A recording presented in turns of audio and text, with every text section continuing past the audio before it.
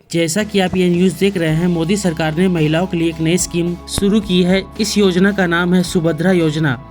इस योजना के अंतर्गत प्रत्येक महिलाओं को साल में 10,000 रुपया दिया जा रहा है। जैसा कि आप ये देख सकते हैं, ये सितंबर 13, 2024 का न्यूज है। आज की वीडियो में हम बात करेंगे कैसे सुभद्रा योजना के अंतर्गत आप ऑनलाइन या ऑफलाइन अप्लाई कर सकते हैं और इस योजना के अंतर्गत किन किन महिलाओं को इसका लाभ मिलेगा। पूरा डिटेल प्रोसेस मैं बताने वाला हूं, तो वीडियो में बने रहे। अगर आप मेरे चैनल पर नए हैं, प्लीज़ चैनल को लाइक एंड सब्सक्राइब करना बिल्कुल ना भूलें। सबसे पहले आपको भारत सरकार के इस ऑफिशियल साइट पे आ जाना है। इस वेबसाइट का लिंक मैं डिस्क्रिप्शन में दे दूंगा और आपको स्क्रीन पे भी दिख रहा होगा। यहाँ आने के बाद आपको थोड़ा नीचे स्क्रॉल डाउन करना है। नीचे आने के बाद आप देख सकते हैं एलिजिबिलिटी क्राइटेरिया क्या है, एप्लीकेंट चेकलिस्ट क्या है और एप्लीकेशन प्रोसीजर क्या है। सबसे पहले मैं आपको एप्लीकेंट चेकलिस्ट के बारे में बताऊंगा, उसके बाद मैं आपको एलिजिबिलिटी क्राइटेरिया एप्लीकेशन प्रोसीजर कैसे करना है वो बताऊंगा। तो एप्लीकेंट चेकलिस्ट पे क्लिक करने के बाद आपको requirement to receive benefit under Subhadra, तो यहाँ आपके पास सबसे पहले एक आधार कार्ड होना चाहिए, ठीक है, और उस आधार कार्ड पे मोबाइल नंबर लिंक होना चाहिए। अगर आपका मोबाइल नंबर लिंक नहीं होगा तो आप इस योजना का बेनिफिट नहीं उठा पाओगे। उसके बाद आपको थर्ड पॉइंट में कह रहा है कि आपका जो बैंक अकाउंट होना चाहिए वो सिंगल होना चाहिए, यानी सिंगल बैंक अकाउंट होना चाहिए।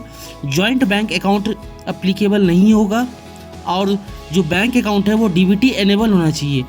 मतलब कि अगर आपने अपने बैंक में केवाईसी नहीं कराया है तो केवाईसी करवा ले, और वहाँ डीबीटी एनेबल का एक फॉर्म आता है, वो अपने नियरेस्ट ब्रांच में जाकर उसको फिल कर सकते हैं। डीबीटी इनेबल होने के बाद ही आपको इस योजना का पैसा डायरेक्ट आपके बैंक अकाउंट में ट्रांसफ़र होगा। डीबीटी इनेबल नहीं होने से आपका पैसा आपके बैंक अकाउंट में ट्रांसफ़र नहीं हो पाएगा, इसलिए आपको नियरेस्ट ब्रांच में जाकर इसको एक्टिव करवा लेना है। उसके बाद आपको नीचे में देख सकते हैं कि आपको यहाँ बोला जा रहा है कि आपका कंप्लीट होना चाहिए केवाईसी, तो जैसा कि मैंने आपको पहले बता चुका हूँ।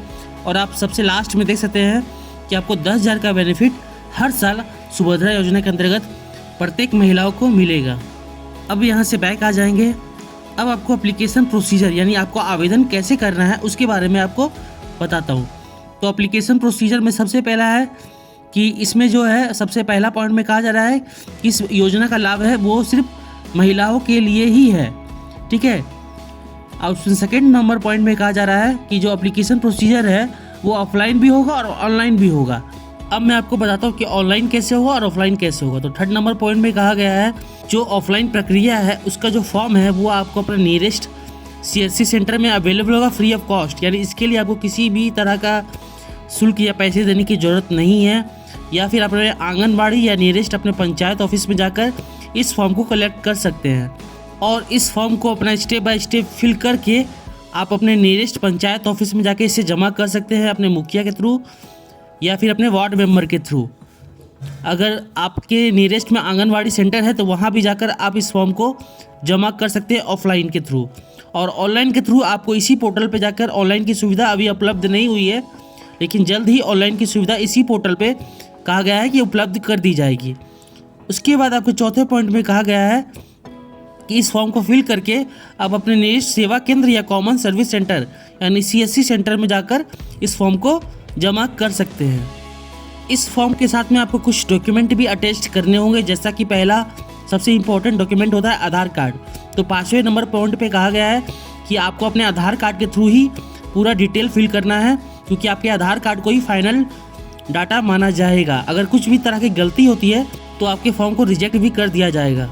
अब यहाँ से बैक आ जाएंगे। अब यहाँ पूछा जा रहा है एलिजिबिलिटी क्राइटेरिया, ये स्टेप मैंने आपको जान लेना है। तो सबसे पहले आपको एलिजिबल कौन कौन से लोग हैं, किन किन महिलाओं को इसका लाभ मिलेगा। तो सबसे पहले बोला गया है कि जो एप्लीकेंट होना चाहिए वो रेसिडेंस ऑफ उड़ीसा होना चाहिए, यानी उस महिला को उड़ीसा का मूल निवासी होना चाहिए, तभी आप इस योजना का लाभ उठा सकते हैं।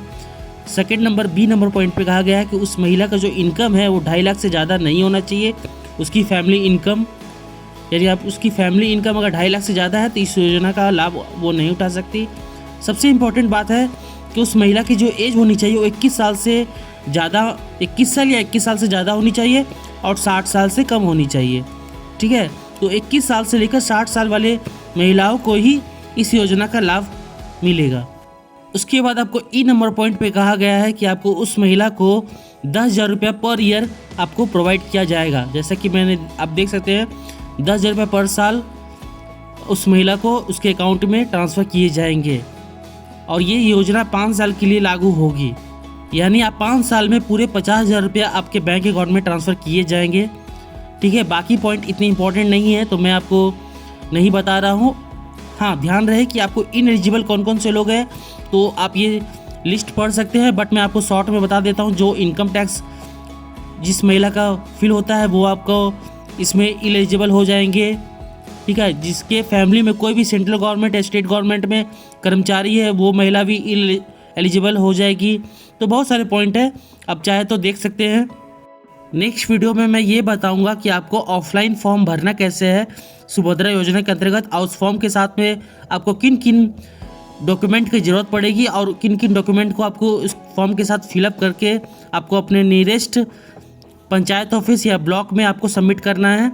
तो मैं नेक्स्ट वीडियो में आपको फॉर्म कैसे भरते हैं इसके बारे में बताऊंगा। अगर आपको कोई भी प्रॉब्लम हो इस योजना के अंतर्गत तो प्लीज़ मुझे कमेंट करें, मैं हर किसी को रिप्लाई करूंगा। वीडियो अच्छी लगी हो तो प्लीज़ चैनल को लाइक एंड सब्सक्राइब करना बिल्कुल ना भूलें। मैं इस तरह के वीडियो हमेशा लाते रहता हूँ। थैंक यू दोस्तों, धन्यवाद।